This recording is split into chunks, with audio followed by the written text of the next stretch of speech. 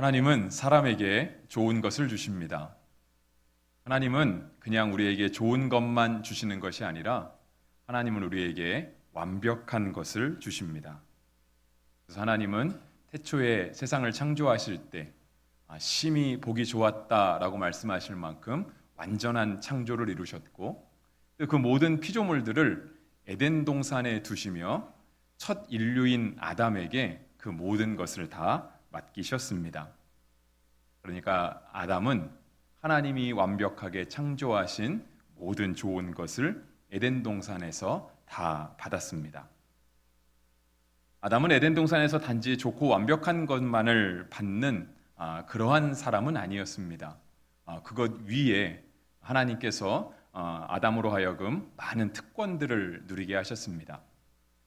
그 특권들은 아마 그 당시로만 보면 특권으로 안 느껴졌을 수도 있습니다. 왜냐하면 비교의 대상이었기 때문에 그럴 수 있는데요. 우리가 현대사회를 살아가는 우리가 지고 있는 그런 의무들, 부담들을 생각해 보면 그러한 것들이 에덴 동산에는 아마 존재하지 않았을 것입니다. 우리가 소위 말하는 국민의 4대 의무 같은 것들, 근로의 의무라든가 교육의 의무, 납세의 의무, 국방의 의무, 그 외에도 우리가 이 땅을 살아가면서 해야 될 많은 부담들이 에덴 동산에는 존재하지 않았습니다. 그래서 그것이 아담의 특권이라면 특권일 수 있습니다. 아마 우리가 이 땅을 살아가는 공부해야 되는 부담이나 취업을 해야 되는 부담, 성공을 해야 되는 부담도 없었을 것이고 우리가 사람과 함께 살아가면서 겪는 인간관계의 어려움도 에덴 동산에는 없었을 것입니다. 그런데 우리가 생각하는 이런 낙원의 즐거움뿐이 아니라 아담이 에덴에서 누릴 수 있었던 진짜 특권은 바로 하나님이 창조하신 모든 피조물에 이름을 지어주는 것이었습니다. 오늘 본문 19절 말씀입니다. 여호와 하나님이 흙으로 각종 들짐승과 공중의 각종 새를 지으시고 아담이 무엇이라고 부르나 보시려고 그것들을 그에게로 이끌어 가시니 아담이 각 생물을 부르는 것이 곧 그 이름이 되었더라. 이름은 아무나 짓지 않습니다. 이름을 지을 수 있는 권한을 가진 사람이 짓습니다. 그러니까 제 이름도 저는 저희 할아버지께서 지으셨는데요. 아무나 제 이름을 지어주지 않았습니다. 보통 부모님이 지으시고요. 아니면 또 조부모님들이 지으십니다. 사람의 이름뿐 아니라 어떤 물건도 마찬가지입니다. 물건도 우리가 함부로 그것을 명명하지 않습니다. 적어도 그 물건을 만든 사람 정도 돼야 그 물건의 이름을 정할 수 있습니다. 아니면 내가 만들진 않았지만 그 물건을 내가 완벽하게 소유하고 있다. 이거는 누가 봐도 내 것이다 라고 할 때 내가 그 물건을 마음대로 이름 지으며 부를 수 있는 것입니다.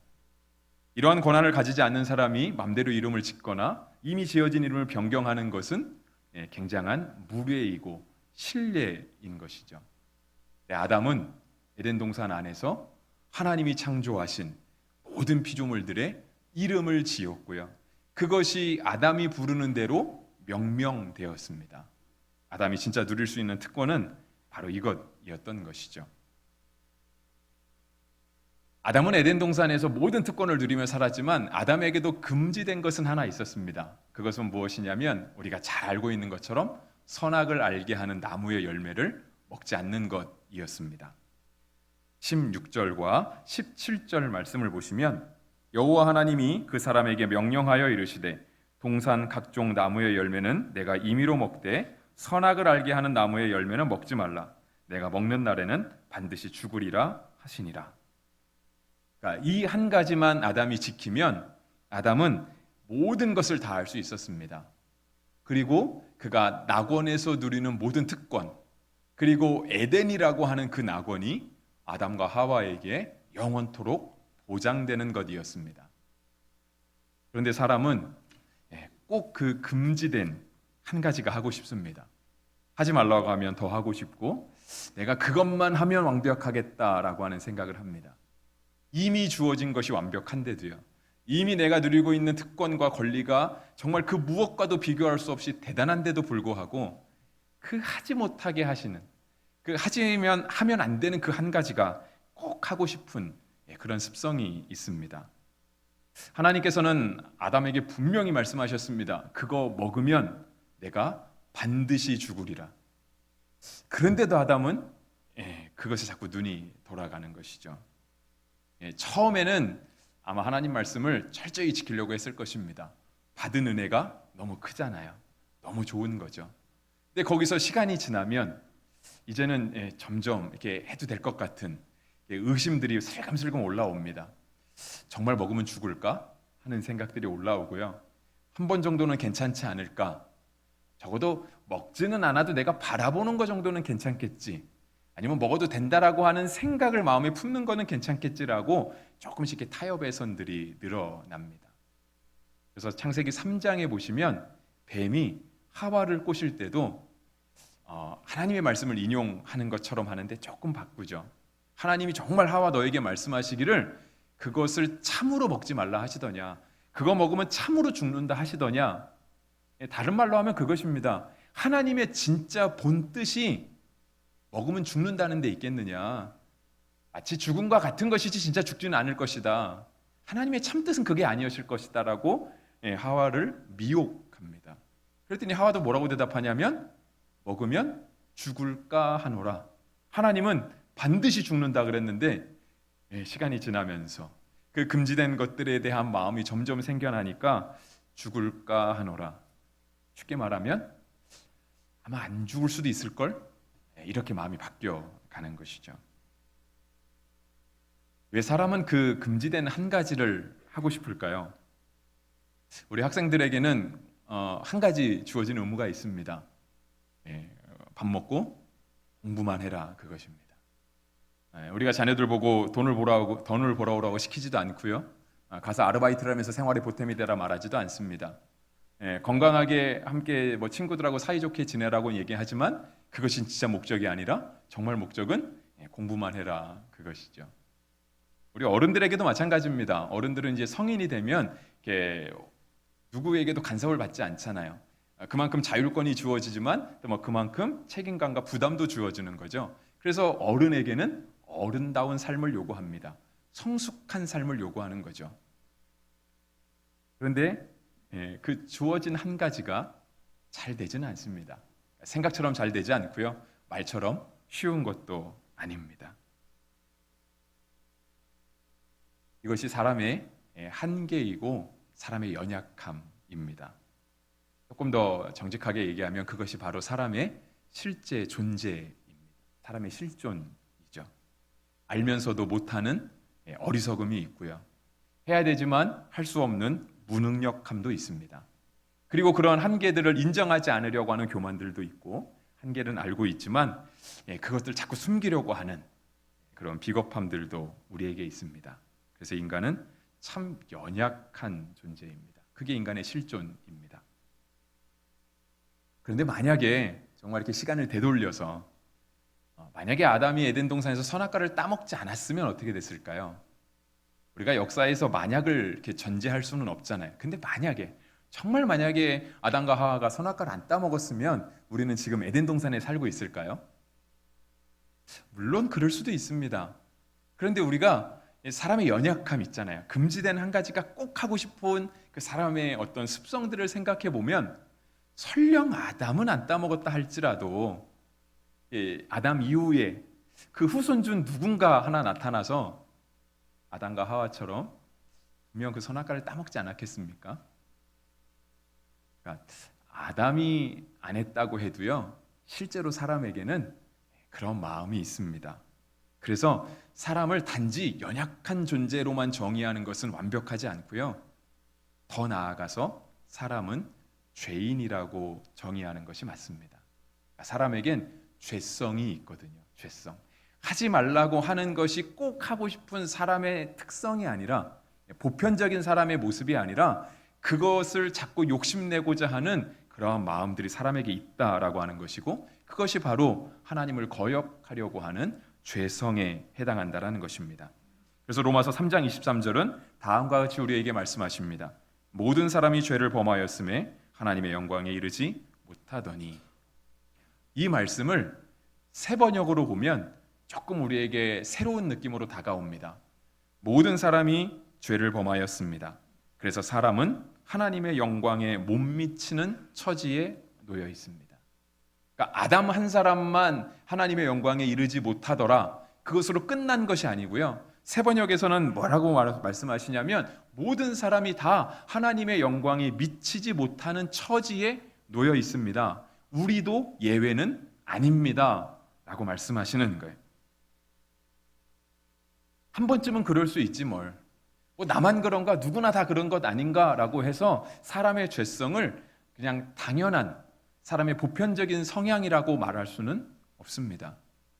그리고 누구나 다 한다고 해서 뭐 그럴 수 있지라고 해서 나의 그런 연약함과 죄성을 정당하게 여길 수도 없습니다. 이 사람의 죄성의 정말 무서움은 무엇이냐면 하나님을 무시하려는 데 있습니다. 반드시 죽으리라 하신 하나님의 말씀이요, 그렇게 받아들이지 않는 거예요.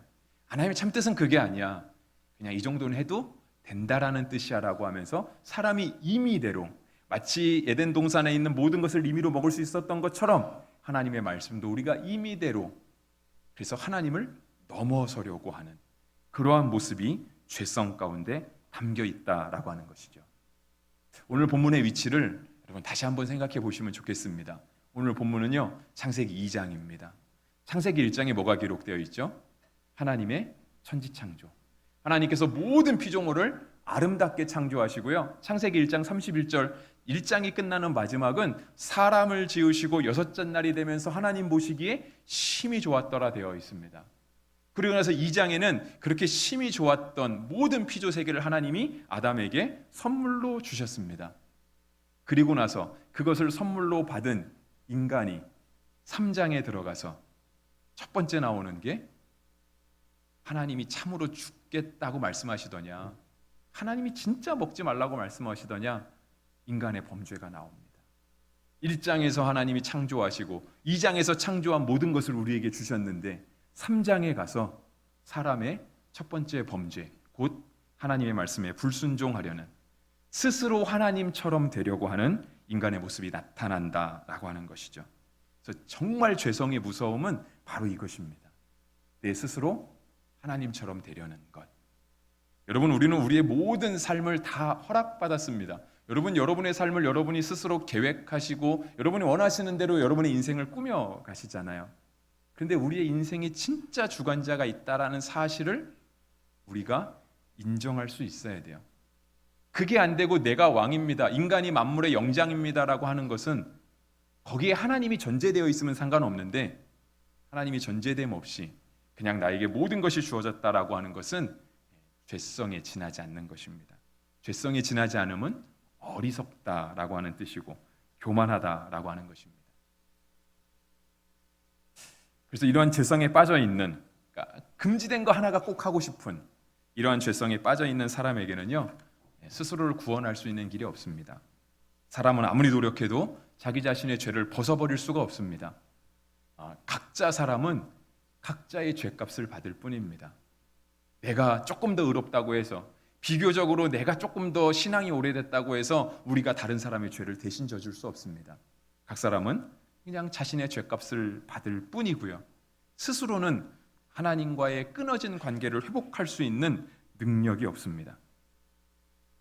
그래서 하나님의 구원 계획, 그러니까 태초에 하나님께서 천지를 창조하실 때 하나님만 계신 게 아니라 하나님이 계시고 예수님도 계시고 성령님도 계셨습니다. 그래서 이 세 분이 삼위일체로 거하시면서 어쩔 수 없는 이런 인간들을 어떻게 구원할까, 그 방법으로 나온 것이 예수님을 통한 구원이었습니다. 예수님은 우리를 구원하시기 위해서 이 땅에 오셨습니다. 그런데 그것이 단지 세 분의 합의 속에 그냥 아버지 하나님이 보내니까 예수님이 그저 오신 것이 아닙니다. 예수님의 이 땅에 오심은 자발적이셨습니다. 그러니까 예수님도 인간이 구원받기를 아버지 하나님만큼 원하셨고요, 예수님도 우리가 하나님과 끊어진 관계를 회복하면서 주님과 친밀하게 교제하기를 원하셨습니다. 그래서 예수님은 스스로 자발적으로 이 땅에 오셔서 십자가를 지셨습니다. 사도 이사야 53장 12절 말씀입니다. 그가 자기 영혼을 버려 사망에 이르게 하며 범죄자 중 하나로 헤아림을 받았음이니라 했습니다. 예수님께서 자기 영혼을 버리셨다라고 하는 거예요. 근데 그냥 인생을 포기하셨다는 의미가 아니고요. 스스로가 범죄자 중에 하나가 되셨다라고 말씀하시는 거예요. 예수님은 죄가 없으시잖아요. 그 누구도 예수님께 핑계 댈 수 없잖아요. 근데 죄 없으신 예수님이 스스로를 낮추셔서 사람의 몸을 입으시고 우리가 느끼는 똑같은 그런 죄성과 연약함을 느끼시면서 스스로가 범죄자 중에 하나로 치부되셨다라고 말씀하시는 거예요. 베드로전서 2장 24절은 친히 나무에 달려 그 몸으로 우리 죄를 담당하셨으니 이는 우리로 죄에 대하여 죽고 의에 대하여 살게 하려 하심이라 말씀하고 있습니다. 친히, 누가 시켜서가 아니라 어쩔 수 없어서가 아니라 우리 예수님이 친히 나무에 달려서 우리의 죄를 담당하시고 우리로 하여금 죄에 대하여 죽고 의에 대하여 살게 하셨다라고 성경은 말씀하십니다. 그래서 이러한 예수님의 구원은 완전합니다. 예수님의 완벽한 구원, 그것을 로마서 6장 10절에서는 다음과 같이 말씀하십니다. 그가 죽으심은 죄에 대하여 단번에 죽으심이요. 예수님은 단 한 번의 십자가 사건으로 우리를 완벽하게 구원하셨습니다. 사람은 반복하여 죄를 짓잖아요. 처음 짓는 게 어렵지 두 번째부터는 쉽잖아요. 주일날 교회를 한 번 빠지는 게 어렵지 한 번 빠지고 나면 두 번째 빠지는 건 조금 더 쉽습니다. 하나님 말씀도 한 번 어기는 게 어렵지 두 번째부터는 그렇게 어렵지 않습니다. 그런데 우리 예수님의 구원은 한편으로 완벽합니다. 죄는 계속해서 마치 눈덩이 커지듯이 커져가지만 우리 예수님의 구원은 한 번의 사건으로 완벽한 죄의 종결을 이루셨습니다.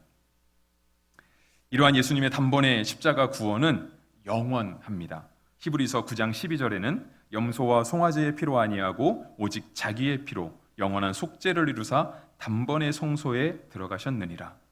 예수님께서 자기의 피로 영원한 속죄를 이루셨다라고 말씀하십니다. 그래서 이렇게 영원한 단번에 이루신 예수님의 구원은 우리를 하나님 앞으로 인도하시기에 완벽합니다. 베드로전서 3장 18절입니다. 그리스도께서 단번에 죄를 위하여 죽으사 의인으로서 불의한 자를 대신하셨으니 이는 우리를 하나님 앞으로 인도하려 하심이라.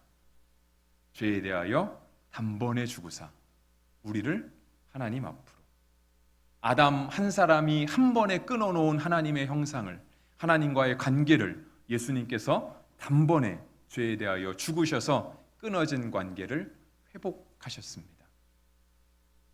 여기에 사람은 그 무엇도 보탤 수가 없습니다. 왜냐하면 예수님의 구원은 완벽하기 때문에.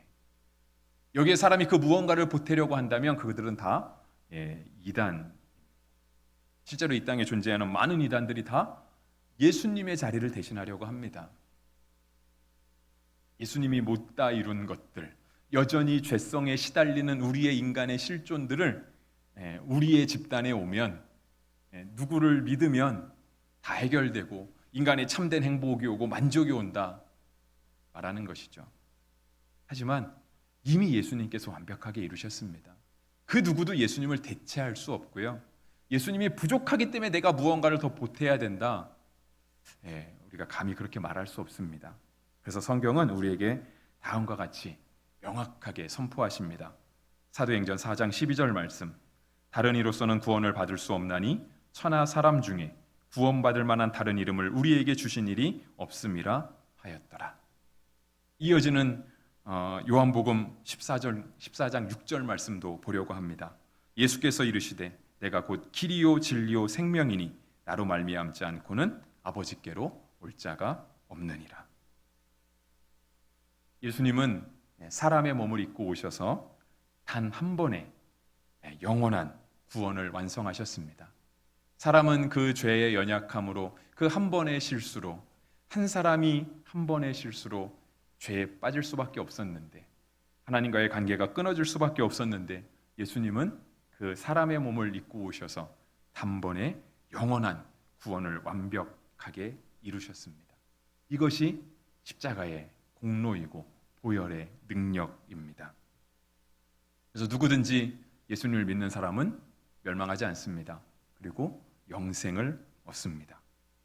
예수님께서 용서하지 못할 죄는 없으시며 그 어떠한 인류도 반복적인 죄를 어제 지은 죄, 1년 전에 지은 죄, 똑같이 지은 죄, 마치 습관화된 죄도 우리 예수님 앞에서 용서받지 못할 죄는 없습니다. 말씀을 마무리하려고 합니다. 아담은 인류를 대표합니다. 우리가 선악과를 먼저 따먹은 사람인 성경의 기록에 따지면 아담은 아닙니다. 하와라고 되어 있죠. 근데 아담이 따먹었다고 해도 괜찮습니다. 왜냐하면 아담은 인류를 대표하기 때문에 그렇습니다. 그 아담이, 그 한 사람이 한 번의 죄로 말미암아 모든 인류를 죄에 빠지게 했습니다. 근데 우리가 아담에게 불평, 불만과 핑계를 돌릴 수는 없습니다. 왜냐하면 우리도 그럴 수 있기 때문에. 단지 우리에게는 그런 기회가 주어지지 않았을 뿐입니다.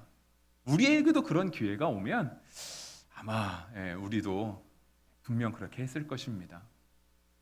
그런데 우리에게 있는 이러한 어쩔 수 없는 죄성들, 이것을 예수님이 단번에 끊어내시고 회복하셨습니다. 우리가 그래서 죄인됨을 인정해야 됩니다.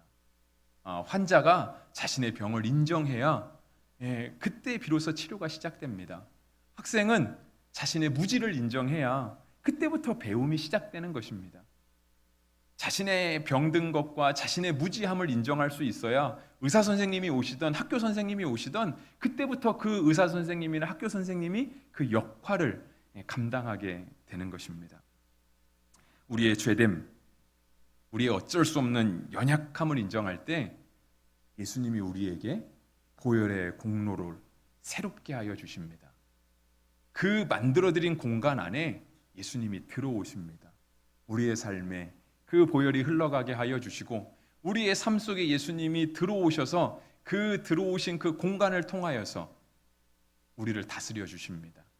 그리고 시간이 지나면서 우리가 이만큼 차지하고 있었다고 하고 예수님이 이만큼 차지하고 있었다라고 한다면 예수님의 영역이 점점 더 넓어지고 이 작은 공간이 온전한 성령님의 통치하심을 받게 됩니다. 예수님의 보혈은 능력이 있습니다. 어떠한 견고한 진도 파하는 강력이 바로 우리 예수님께 있습니다. 예수님이 우리 가운데 들어오시면 우리의 죄성이 끊어집니다. 우리의 완고한 고집들도 깨어지게 되고요. 우리의 미혹함과 우리의 어리석음도 사라지게 됩니다. 아담 한 사람이 한 번에 무너뜨린 하나님의 형상이 오직 예수 그리스도 한 분을 통하여서 온전하게 회복되어집니다. 로마서 5장 17절은 다음과 같이 우리에게 말씀하십니다. 우리가 이 말씀을 함께 읽어보겠습니다. 한 사람의 범죄로 말미암아 사망이 그 한 사람을 통하여 왕노릇하였은즉 더욱 은혜와 의의 선물을 넘치게 받는 자들은 한 분 예수 그리스도를 통하여 생명 안에서 왕노릇하리로다. 아멘. 종료주일을 보내고 고난주간을 맞이하는 우리에게 예수님을 더욱더 깊이 묵상하는 은혜가 있기를 바랍니다. 그래서 죄는 부끄럽고 죄값은 무겁지만 우리가 부활의 주님을 소망하면서 예수님의 생명이 왕노릇하게 되는 그런 놀라운 은혜가 우리 모두에게 충만하시기를 주님의 이름으로 축복합니다. 로마서 15장 22절 말씀 제가 읽어드리겠습니다. 아담 안에서 모든 사람이 죽은 것 같이 그리스도 안에서 모든 사람이 삶을 얻으리라. 기도하겠습니다.